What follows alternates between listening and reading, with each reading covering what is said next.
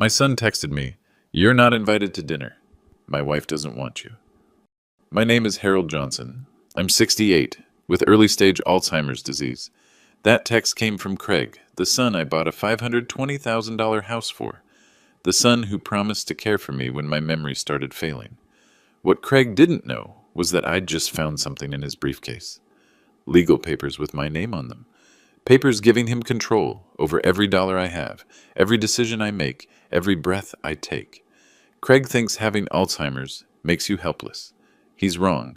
It just makes people underestimate you. When someone tries to steal everything from their own father, especially when that father is a retired accountant who spent 45 years catching fraud, they're about to learn an expensive lesson. Hit subscribe to see how this ends, because what I did next shocked everyone. 2 years ago, I was diagnosed with early-stage Alzheimer's at age 66. Dr. Elizabeth Carter at Neurological Associates of Sarasota explained it simply. "Harold, your brain is changing. Some days will be clearer than others." She was right. On bad days, I might stand in my kitchen holding car keys, wondering why I'm there. Last month, I got confused at Publix and couldn't remember how to use my credit card. The cashier had to help me. Craig was with me that day. "Dad, this is embarrassing," he whispered as we left. "People are staring." My son Craig works as a financial advisor at Pinnacle Wealth Management, makes about $85,000 a year, drives a leased BMW 330i, talks a lot about building wealth. His wife Jennifer runs a personal training business from their garage, GenFitLife_Sarasota on Instagram. She has 2,800 followers and spends most of her time posting workout videos with ring lighting. When my wife Martha died 3 years ago, she left me with difficult decisions. Keep the 4-bedroom house where we raised Craig? Downsize? Move closer to family? Craig had a different idea. "Dad, you should buy us a house," he said over dinner at Olive Garden. "Think about it. You liquidate your investments, we get something nice, and when the time comes, well, it stays in the family." I loved the idea of helping. That's what fathers do. So I sold everything. My Boeing retirement portfolio, Martha's life insurance settlement, even our wedding rings. Total, $520,000. I bought Craig and Jennifer a beautiful 2-bedroom waterfront condo in downtown Sarasota. Granite countertops, marina view, everything they wanted. "You're the best dad ever," Craig said when I handed him the deed. I moved into a tiny senior apartment across town, 1,200 square feet, $750 monthly rent. My 2019 Honda Accord, my 7-day pill organizer with 4 medications daily, and a fireproof cabinet containing 45 years of CPA client files. But here's what I noticed over the past 18 months. Craig's visits became shorter. Jennifer stopped making eye contact. Last Christmas, she posted Instagram stories from their holiday party. I wasn't invited. The caption read, "Celebrating with our chosen family." Chosen family, not actual family. Then came the small humiliations. Craig speaking to me like I'm 5 years old. "Dad, did you take your pills today? Dad, do you remember what we talked about?" Jennifer filming TikTok videos about setting boundaries with energy vampires. 3 weeks ago, I had what Dr. Carter calls an episode at their condo. I couldn't remember why I was there, started looking for Martha, got confused about the year. Jennifer recorded it on her phone. "See?" she told Craig later, not knowing I could hear. "This is what I'm talking about. Your dad needs professional care." Craig nodded. "You're right. He's getting worse. But here's the thing about early-stage Alzheimer's that people don't understand. Having memory problems doesn't erase 45 years of professional experience. It doesn't eliminate your ability to recognize patterns, read financial documents, or detect fraud. And last Tuesday, November 15th, during one of my clearest days in months, I made a discovery that changed everything. Craig had left his briefcase open on their kitchen counter while he showered. Inside, underneath his Pinnacle Wealth business cards with the gold foil lettering, I found a manila folder labeled Dad Legal Matters. The first document was a guardianship petition, case number CV 2024-1847. 23 pages of legal forms requesting the court declare Harold Johnson mentally incompetent and award full conservatorship to Craig Johnson. Filing date, November 20th. That's next week. The second document was a brochure for Sunset Manor Memory Care. Monthly cost, $3,200. The cheapest facility in Sarasota County. But what Craig didn't know was that I had been documenting everything. I spent that entire night reading through Craig's folder with the kind of clarity I hadn't felt in months. Every document told the same story. My son was planning to take everything. The guardianship petition listed my assets to be managed, my remaining bank account with $340,000, my Honda Accord, and somehow, though, I didn't understand how, the waterfront condo I'd bought for him. How does that work? I bought him a house, and now he's claiming it as my asset that needs protection? I called Margaret Torres the next morning. She's an estate attorney I did taxes for from 2018 to 2022, charges $450 an hour, keeps her office downtown in a glass building with mahogany furniture and diplomas covering every wall. "Harold," she said, "guardianship proceedings are serious. If the court grants Craig conservatorship, you lose all legal rights. You can't sign contracts, access your own bank accounts, or make medical decisions. You become, legally, like a child. What about the condo? That's where this gets interesting. Did Craig ever sign a promissory note? Any legal documentation of the gift versus loan structure?" I realized my mistake. In my eagerness to help, I'd simply transferred money. No loan documents, no gift documentation, nothing proving the house belonged to Craig. "Harold, listen carefully," Margaret continued. "If someone can argue you were mentally incompetent when you made that transfer, they could potentially claim it was an invalid transaction. Craig might be positioning himself to protect assets you never legally gave away." The timeline was brutal. Craig's court hearing, November 20th. Today was November 16th. I had 4 days, but the stakes went beyond money. Margaret explained what happens after guardianship approval. The conservator in this case, Craig decides where you live, who you see, what medical care you receive. If he wants you in Sunset Manor, that's where you go. If he wants to limit your visitors, he can. If he decides certain relationships are harmful to your well-being, he can legally cut them off. I thought about Dr. Carter, who'd been monitoring my condition carefully, about Nancy Wilson, my former secretary who still calls twice a week to check on me, about my Tuesday coffee meetings with other retirees at Dunkin' Donuts. All of that could disappear. "There's something else," Margaret said. "I've seen these cases before. Once someone gains guardianship, the ward's assets often get managed differently than intended. Expensive care facilities become cheaper ones. Investment portfolios get liquidated for living expenses. It's not always intentional, but..." She didn't need to finish. I understood. Craig would get my $340,000 to manage. He'd warehouse me at Sunset Manor for $3,200 monthly. The remaining money, my entire life savings, would be his to control. Meanwhile, I discovered something else in Craig's paperwork. A pre-approval letter from SunTrust Bank for a home equity line of credit against the waterfront condo. Approved amount, $180,000. Craig was planning to borrow against the house I bought him. That evening, I drove to their condo in my Honda Accord. Jennifer answered the door wearing yoga pants and a sports bra, ring light glowing behind her for an Instagram live session. "Harold?" She seemed annoyed. "Craig's at work. Is everything okay?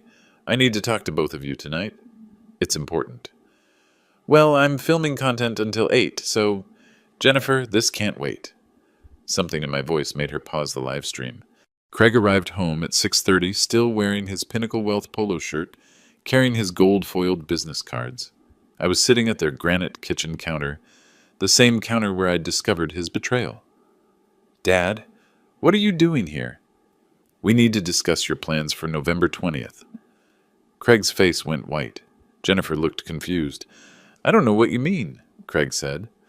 I placed a photocopy of the guardianship petition on the counter between us. Case number CV 2024-1847, your petition to declare me mentally incompetent, filed with Sarasota County Court, hearing scheduled for Monday at 9 a.m. Jennifer's mouth fell open. "Craig, what is he talking about?" Craig couldn't speak. "Also this." I placed the Sunset Manor brochure next to the legal papers. $3,200 monthly for memory care, the cheapest facility in the county. "Dad, you're confused," Craig finally managed. "Those papers, you don't understand what they mean." I understand perfectly. 45 years as a CPA teaches you to read legal documents. But what happened next would determine whether I spent my final lucid years fighting for my dignity or disappearing into a system designed to warehouse inconvenient elderly people. Craig, I said, keeping my voice level, explain the home equity application. What home equity application? I placed the SunTrust pre-approval letter on the granite counter, $180,000 against the condo I'd bought him. Jennifer grabbed the paper. You applied for a home equity loan without telling me? It's it's just a pre-approval, Craig stammered, in case we needed funds for Dad's care. My care costs $3,200 monthly at Sunset Manor, I said. This loan would cover 56 months of that. What happens to the remaining money? Craig's face flushed red. Dad, you're being paranoid. Am I? Let's call Dr. Carter right now. Have her explain my cognitive status to Jennifer. I pulled out my phone, the same phone Craig thought I couldn't figure out, and dialed Dr. Carter's emergency line. Dr. Carter, it's Harold Johnson. I'm with my son Craig and his wife. Could you please explain my medical condition to them? I put the phone on speaker. Harold has early-stage Alzheimer's. Dr. Carter's voice filled their modern kitchen. His cognitive function varies daily, but his recent assessments show he retains decision-making capacity during lucid periods. He's fully competent to manage his affairs with appropriate support. Jennifer looked at Craig. You told me he was getting worse. You said he couldn't think clearly anymore. I also, Dr. Carter continued, want to note that Harold called me yesterday with very specific questions about guardianship procedures. His understanding of the legal implications was quite sophisticated. Craig's jaw tightened. Thank you, Doctor. That's enough. Actually, I said, Dr. Carter, could you explain what triggers a guardianship evaluation? Certainly. Florida law requires clear evidence of incapacity inability to manage financial affairs, make informed medical decisions, or understand consequences of actions. The petition must include specific incidents and professional medical opinions. What if someone files a false petition? That would constitute fraud. Filing false legal documents is a felony. I ended the call. The kitchen fell silent, except for Jennifer's ring light buzzing. Craig, Jennifer said slowly, what specific incidents did you put in that petition? Craig couldn't meet her eyes. I opened my notebook, the same notebook where I'd been documenting everything. Let me read some excerpts from your guardianship filing. Harold Johnson frequently becomes disoriented and confused. On October 23rd, he was unable to operate his vehicle safely. Jennifer frowned. October 23rd? We were in Tampa that whole weekend. Harold has given away significant sums of money without understanding the consequences. I continued reading. He purchased expensive items he cannot afford and has no memory of these transactions. What expensive items? Jennifer asked. Craig said nothing. Harold's medical condition has deteriorated to the point where he poses a danger to himself and others. Professional care is immediately necessary. I closed the notebook. Craig, which medical professional provided that assessment? Dad, you're twisting things around. I have Dr. Carter's written evaluation from last week. Would you like me to read it? This time I pulled out an official letterhead document. Harold Johnson demonstrates normal cognitive function for his age and diagnosis. While he experiences periodic confusion, typical of early-stage Alzheimer's, he maintains full legal capacity during lucid periods. I see no immediate need for guardianship intervention. Jennifer stood up abruptly. Craig, you lied to the court? I'm trying to protect him. By lying? Jennifer, you said yourself he was embarrassing. You said having him around hurt your business image. Jennifer's face went pale. I said he smelled like old man cologne at your office party. I never said to steal his house. I'm not stealing anything. I'm protecting family assets. Whose family assets? I asked quietly. Our family assets. The money you gave us. I gave you a house, Craig. I didn't give you my remaining savings. But when I die, you get nothing. I changed my will last week. The room went completely silent. What? Craig whispered. Margaret Torres helped me establish a trust. My remaining assets go to the Alzheimer's Foundation of America. You get nothing. Jennifer stared at Craig. How much money are we talking about? $340,000, I said. Plus, whatever I'm worth when I die. Craig was planning to control all of it through guardianship. 300. Jennifer sank into her chair. Craig, How much money did your dad give us for this house? It doesn't matter. $520,000, I answered. Everything I had. Jennifer's voice became very quiet. And now you're trying to steal his last money, too. I'm not stealing. I'm managing. He can't handle finances anymore. I stood up, walked to their stainless steel refrigerator, and returned with their bank statement from the counter. Mail they'd left open. Current balance in your joint checking, $437. Credit card debt, $11,000. Monthly mortgage payment I'm covering, $2,400. Jennifer's business income last month, $600. I looked directly at Craig. You're not managing my money to protect me. You need my money to protect yourselves. Craig's face crumpled. Dad, we're drowning. Jennifer's business isn't working. My commissions are down. We can't afford this place without your help. Then sell it. We can't. We owe more than it's worth now. The market dropped. And there it was. The truth. They weren't protecting me from myself. They were protecting themselves from their own financial mistakes. But what happened next would show me just how far my son was willing to go to get his hands on my money. After that confrontation, I drove home to my tiny apartment with my hands shaking, not from Alzheimer's, but from adrenaline. For the first time in 18 months, I felt like myself again. I pulled out my fireproof filing cabinet and spread 45 years of professional life across my kitchen table. Client files, tax returns, business correspondence, names and phone numbers of people who'd trusted me with their financial lives. Among them, Margaret Torres, estate attorney, Tom Bradley, retired police detective, Dr. Sarah Chen, forensic accountant, City Councilman James Miller, Sheriff's Deputy Lisa Rodriguez, people who owed me favors, people who respected my work, but more importantly, people who understood fraud when they saw it. I started making calls. Tom, it's Harold Johnson. Remember when I helped you with your mother's estate in 2019? I need some advice about elder abuse investigations. Margaret, it's Harold again. Could you recommend someone who handles guardianship fraud cases? Dr. Chen, this is Harold Johnson from Johnson CPA Services. I have a financial forensics question about asset manipulation. Each conversation revealed something Craig hadn't considered. I wasn't just a confused old man. I was a certified public accountant with a 45-year professional network spanning law enforcement, legal services, and financial institutions. Wednesday morning, my doorbell rang. Nancy Wilson stood there holding coffee and a box of donuts. Nancy worked as my secretary for 20 years before retiring. She still calls twice weekly, still organizes my medication schedule, still treats me like the boss she respected, rather than the patient everyone else sees. Harold, you sounded stressed on the phone yesterday. What's going on? I showed her everything. The guardianship petition, Craig's lies, the home equity application, the timeline. Nancy's face hardened. That little shit. Nancy, I'm sorry, but Craig was 7 years old when I started working for you. I watched you sacrifice everything for his college education, his wedding, his career.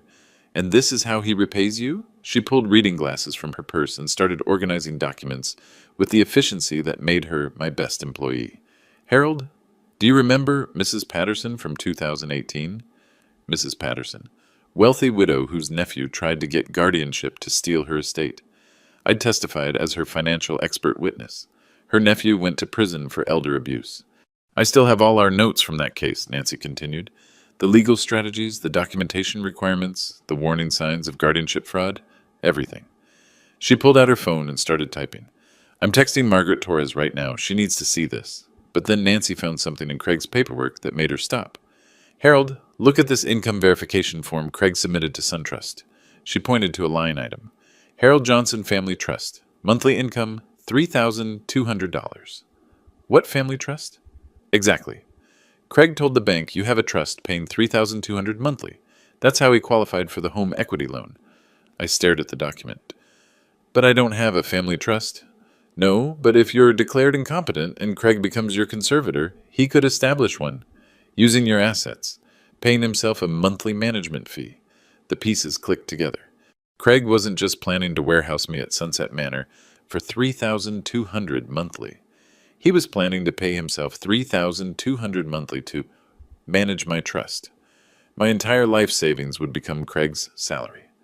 Nancy pulled out a calculator. $340,000. If Craig pays himself $3,200 monthly management fees plus $3,200 for your care, that's $6,400 monthly total. Your money lasts exactly 4.5 years. And then you're broke, and Craig applies for Medicaid to cover your continued care. Medicaid facilities are much worse than Sunset Manor. I felt that familiar fog creeping into my mind, the kind that comes when stress triggers my symptoms. But Nancy noticed immediately. "Harold, sit down, take your afternoon medication. We're going to fix this." She handed me my pill organizer and a glass of water. "But first, I'm calling Dr. Carter. She needs to do a comprehensive cognitive evaluation before Monday's hearing." What Nancy didn't know was that Craig had already thought of that. Friday evening, Craig called with an invitation that surprised me. "Dad, Pinnacle Wealth is having our annual Christmas party tomorrow night. Jennifer thinks maybe we were too harsh the other day. We'd like you to come." After everything that had happened, Craig wanted me at his office party? "Are you sure?" "Absolutely. Jennifer feels bad about the misunderstanding. She wants to make it up to you. Saturday night, I put on my best suit, the navy blue one Martha bought me for our 40th anniversary, and drove to the Pinnacle Wealth offices downtown. Glass building, marble lobby, Christmas decorations that probably cost more than my monthly rent. Craig met me in the parking lot. "Dad, you look great. But listen, some of my colleagues don't know about your condition.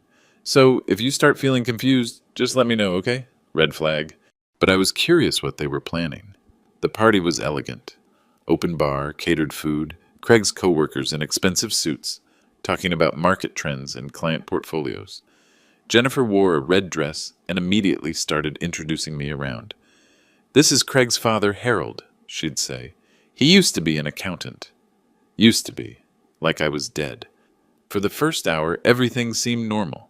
I talked with Craig's supervisor about retirement planning, discussed tax strategies with other advisors, even helped someone calculate compound interest without using a calculator. Then around 8:30, something changed. I started feeling disoriented. Not confused disoriented. Like the room was spinning slightly. My words began slurring. Simple math became difficult. "Dad?" Craig appeared beside me. "Are you feeling okay?" Something's wrong." Jennifer materialized with her phone already recording. "Harold, what year is it?" 24? No, 25? "Who's the president?" My mind went completely blank. I knew the answer but couldn't access it. Craig's colleagues started gathering around. Whispers, stares. "Dad, do you remember where you are?" I looked around the room. Nothing made sense. I'm looking for Martha. "Dad, Martha died 3 years ago." "No, she was just here." Jennifer kept filming. Craig started speaking in that patronizing voice he uses when he thinks I'm having an episode. "Dad, let's get you home. You're having a bad night." But here's what they didn't know. I hadn't taken my evening medication. My pill organizer was sitting on my kitchen counter because I'd been rushed getting ready. And here's what I realized as they led me toward the exit. The confusion wasn't random. It was triggered by stress, social overstimulation, and missed medication. Dr. Carter had warned me about this exact scenario. But Craig and Jennifer saw opportunity. "Did everyone see that?" Jennifer whispered to Craig's supervisor. "This is what we deal with every day. He can't remember basic facts. He thinks his dead wife is here." Craig nodded sadly. "We're trying to get him proper care, but he's resistant. Doesn't think he needs help." I heard every word but couldn't respond coherently. They drove me home in Craig's BMW while I sat in the passenger seat, still disoriented but becoming clearer as we got away from the party's chaos. "Dad," Craig said as we pulled into my apartment complex, "after what happened tonight, I think it's time we seriously discussed your living situation." "What do you mean?" "You can't live alone anymore." Tonight proved that. Tonight was different. "Dad, you asked for a woman who's been dead for 3 years. You couldn't remember what year it is." But by the time we reached my apartment door, my mind was clearing, and I realized what had just happened. Craig and Jennifer had orchestrated a public demonstration of my incompetence. In front of his colleagues, on video, evidence for Monday's guardianship hearing. Sunday morning, I called Dr. Carter's emergency line. "Harold? What's wrong?" I described the previous evening, the confusion, the disorientation, the public humiliation. Harold, did you take your evening medication yesterday? No, I forgot in the rush to get ready.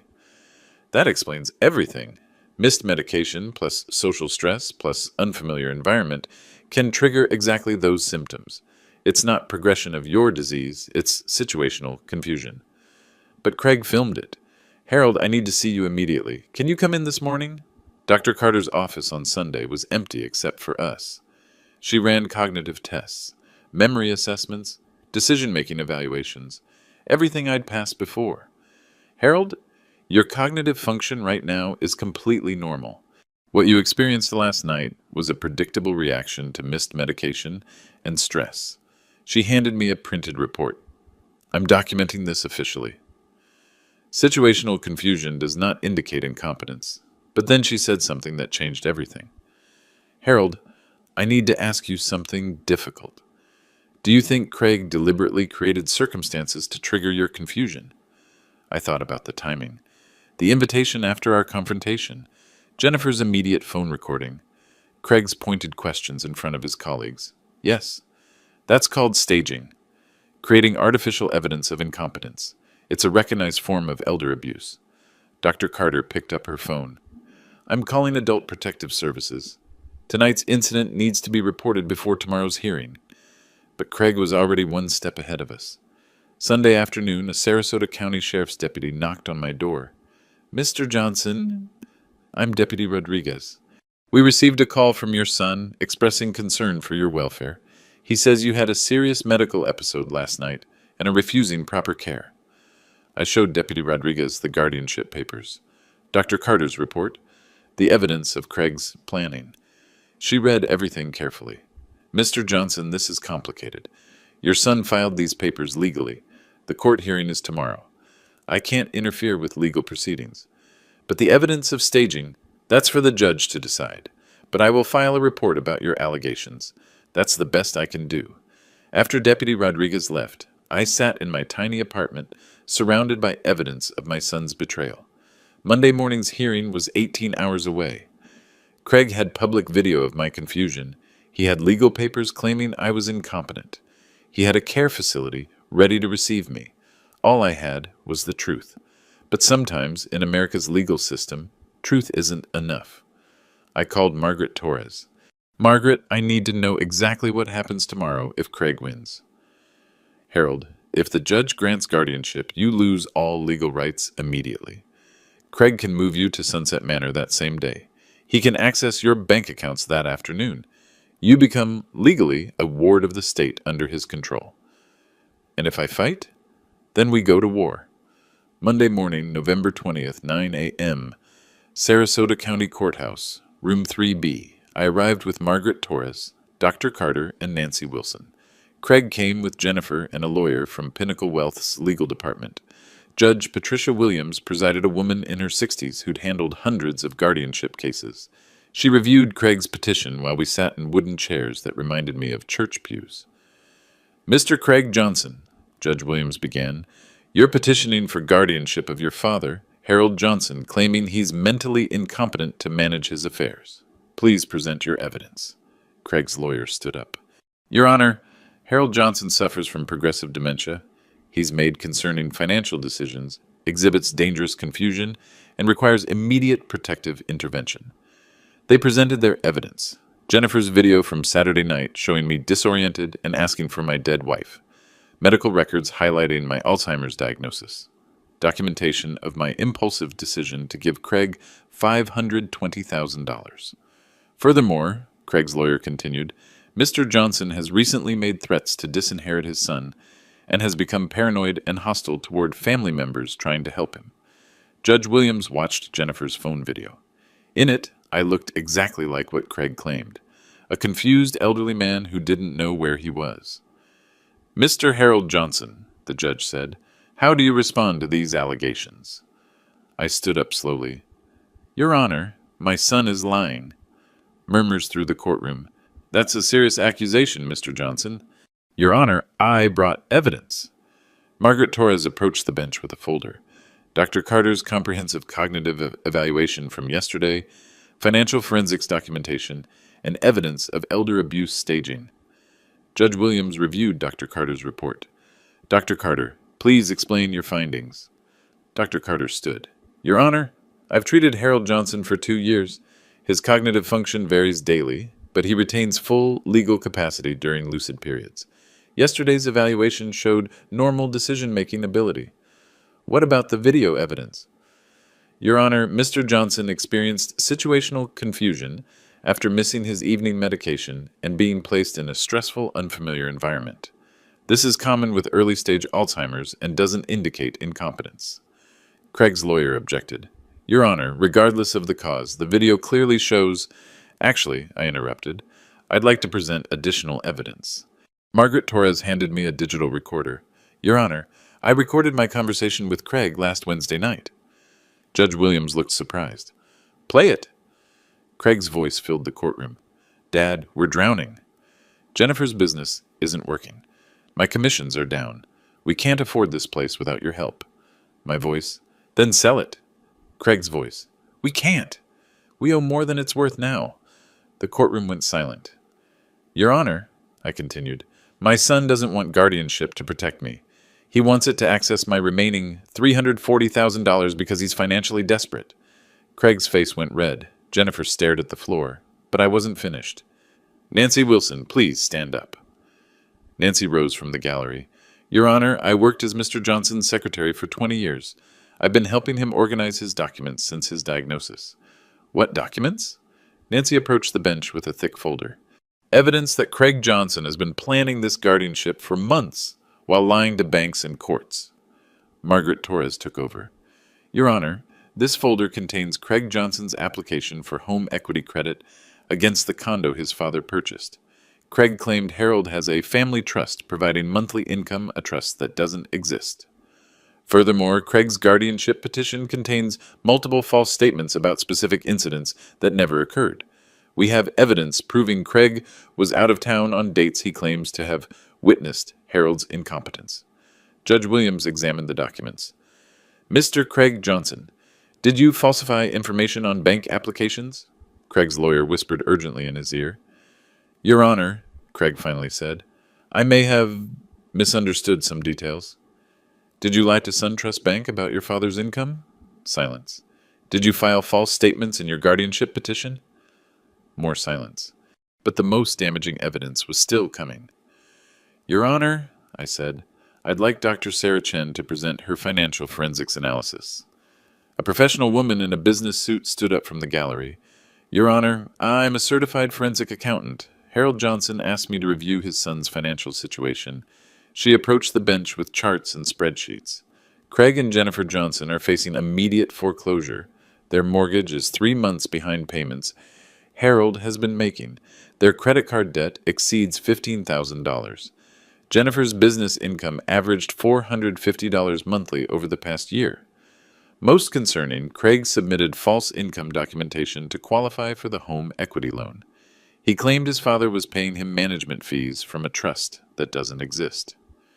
Judge Williams studied the financial analysis. So Mr. Craig Johnson is attempting to gain control of his father's assets while facing financial crisis himself. Correct, Your Honor. The judge turned to Craig. Mr. Johnson, is it true you're 3 months behind on your mortgage? Your Honor, that's temporary. My father has been helping... The father you claim is incompetent to manage money? Craig's lawyer tried to respond, but Judge Williams held up her hand.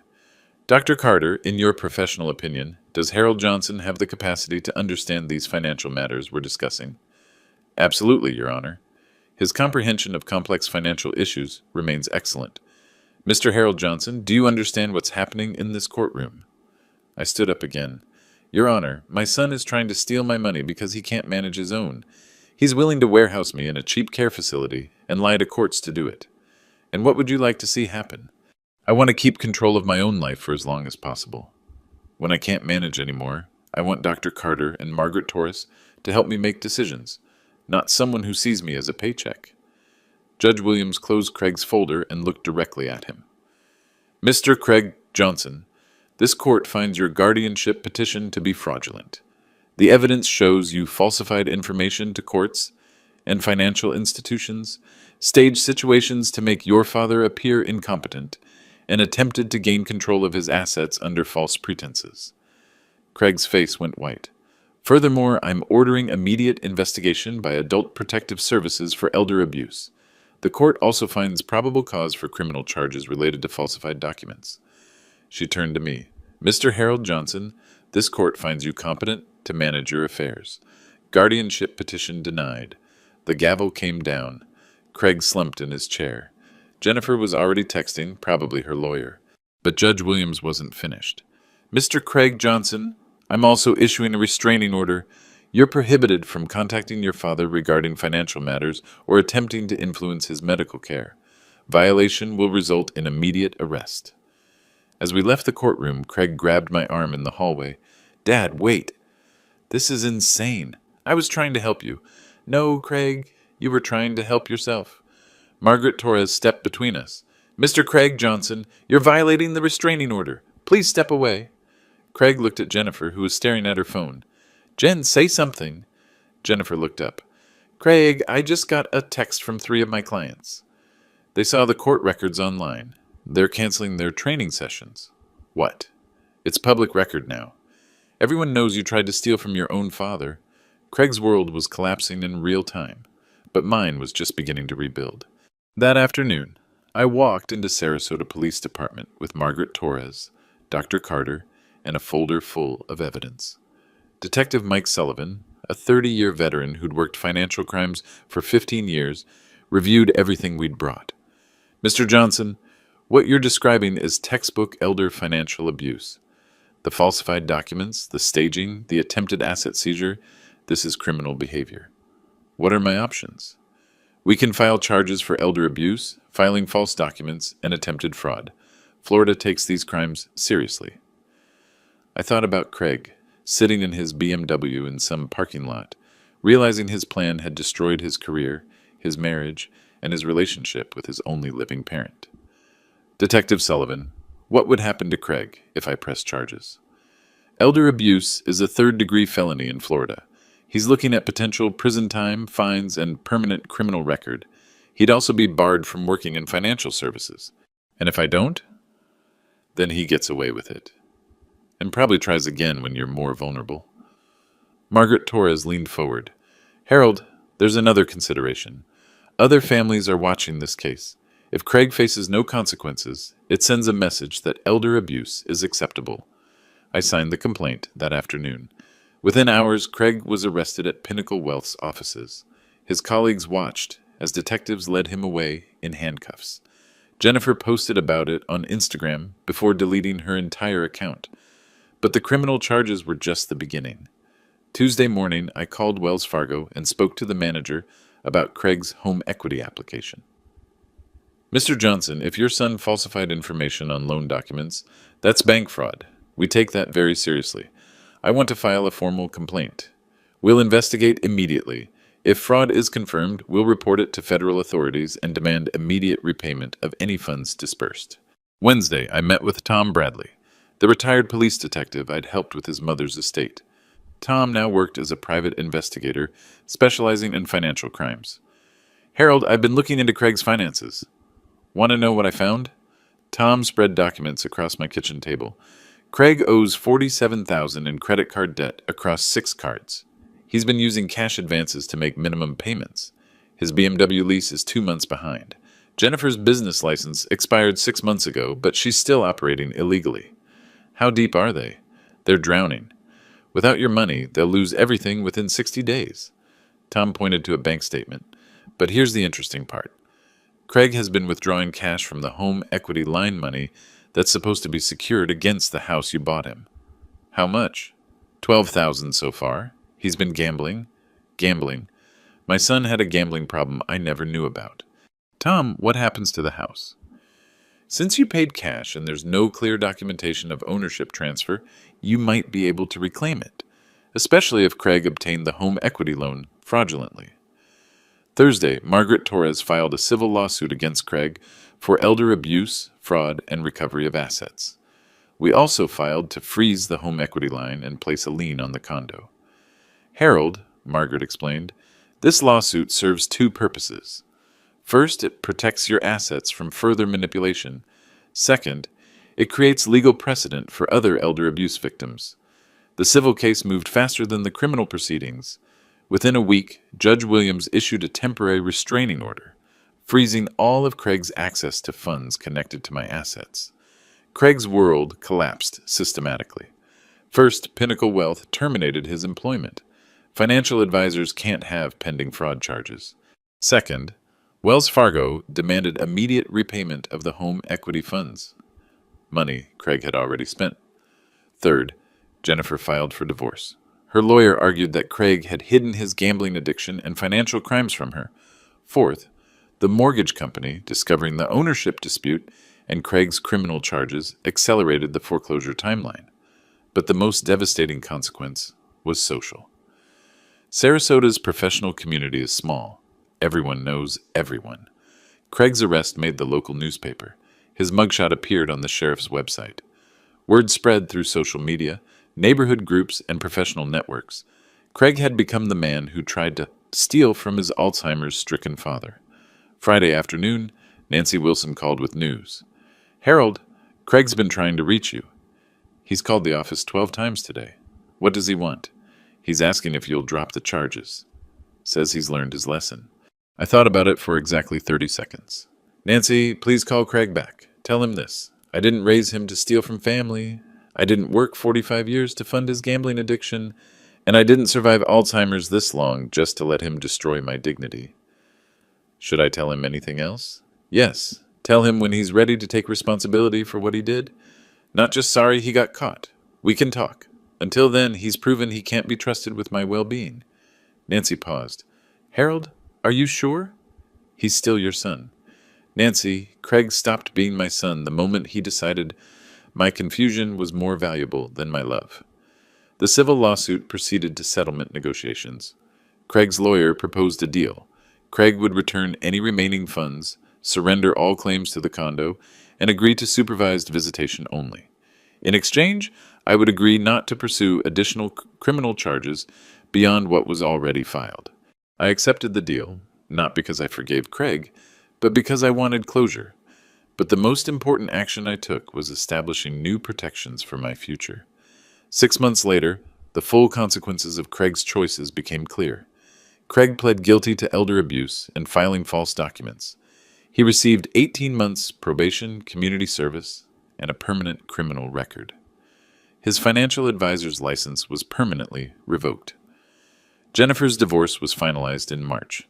She moved back to her parents' house in Tampa and started working at a gym for $12 an hour. Her fitness influencer dreams died with her Instagram account. The waterfront condo went into foreclosure. I chose not to reclaim it. Too many bad memories.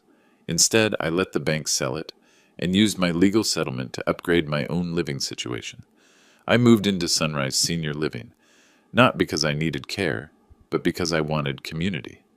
Independent living with optional services. 2-bedroom apartment, kitchen, balcony overlooking Sarasota Bay. Most importantly, built-in social activities and medical support when my condition progresses. Dr. Carter connected me with an Alzheimer's support group. 12 people in various stages, plus family members dealing with similar challenges. We meet every Tuesday at the community center. Last month, Margaret Torres invited me to speak at the Sarasota Bar Association about elder abuse prevention. 50 lawyers listened as I explained how Craig's scheme worked and what warning signs families should watch for. The most dangerous assumption, I told them, is that cognitive decline equals legal incompetence. Having Alzheimer's doesn't erase decades of life experience or eliminate your right to make decisions. 3 attorneys approached me afterward. They'd all seen similar cases. Adult children exploiting aging parents through manipulated guardianship proceedings. Nancy Wilson and I started a small consulting business, helping elderly people organize their financial documents and establish protective legal structures. We call it Clarity Planning Services. Our first client was Mrs. Henderson from my Alzheimer's support group. Her daughter was pressuring her to sign over power of attorney. Nancy and I helped Mrs. Henderson understand her options and connect with ethical legal representation. Our second client was a widower whose son was borrowing money for business investments. We helped him document the loans and establish repayment terms. Word spread through senior communities, medical offices, and legal referrals. Within 6 months, we were helping 24 families protect themselves from financial exploitation. But the most meaningful consequence was personal. I met Elizabeth Crawford at the Alzheimer's support group. She's 62, early stage diagnosis like mine, retired teacher whose husband left her after her diagnosis. Couldn't handle the uncertainty, she explained. Elizabeth and I started having coffee after group meetings, then lunch, then dinner. Neither of us was looking for romance, but we found companionship. Someone who understands the daily reality of living with cognitive changes while still being fully capable of making life decisions. We travel together, now, day trips to art museums, weekend visits to state parks, evening concerts at the community center. We help each other remember vacation schedules and navigate challenging days. Elizabeth also understands why I had to prosecute Craig. Family members who exploit illness are the worst, she said over dinner last week. They use our medical condition as permission to steal our autonomy. Craig keeps sending letters, I told her, apologizing, asking for another chance. What do you think? I think Craig is sorry he got caught. I don't think he's sorry he tried. The latest letter arrived yesterday. Craig wrote that he's been attending Gamblers Anonymous meetings, working construction jobs, living in a studio apartment. He wants to rebuild our relationship. But trust, once broken by someone who targeted your vulnerability, doesn't rebuild easily. Craig chose to see my Alzheimer's as weakness to exploit, rather than a challenge we could face together. He chose to stage my confusion, rather than support my clarity. He chose to steal my assets, rather than earn my inheritance. Those weren't mistakes. They were calculated decisions that revealed his character. However, I've learned something important about consequences. They serve justice, but they don't create healing. That has to come from somewhere else. Last month, I established the Harold Johnson Elder Protection Fund through the Alzheimer's Association. It provides legal assistance to elderly people facing financial abuse from family members. The fund's first case, helping a 74-year-old woman whose grandson was using her debit card for online gambling. We connected her with Margaret Torres and Tom Bradley. The grandson is now facing charges, and the woman has protective legal structures in place. Craig's betrayal taught me that having Alzheimer's doesn't make you helpless, but it does make you a target. The best defense isn't hoping family members will do the right thing. It's building legal and social protections that make exploitation impossible. The fund has helped 18 families so far. Each case proves the same thing. Elder abuse happens when vulnerable people have no advocates, and no consequences exist for predatory behavior. Craig gave me an unexpected gift, the knowledge that I'm stronger than my diagnosis and more valuable than my confusion. Today marks 1 year since I found those guardianship papers in Craig's briefcase. I'm writing this from my apartment at Sunrise Senior Living, where I've built a life that prioritizes dignity over convenience and truth over family obligation. My Alzheimer's has progressed slightly. Bad days happen more frequently. Good days require more effort. But I've learned to work with my condition rather than hide from it. Dr. Carter monitors my cognitive function every 3 months. Margaret Torres manages my legal affairs with clear instructions about future care decisions. Nancy Wilson coordinates my daily schedule and medication management. Most importantly, I have backup plans that don't depend on family loyalty. When my condition reaches the point where I need full-time care, I'll move to the memory care unit here at Sunrise. I've prepaid for 5 years of services. My remaining assets will fund additional care or go to the Elder Protection Fund. Elizabeth and I are planning a trip to Alaska this summer, something I never thought I'd do after my diagnosis. We're taking an organized tour designed for seniors, with medical support and structured activities. Why Alaska? She asked. Because Craig always said it was too expensive and too risky for someone my age.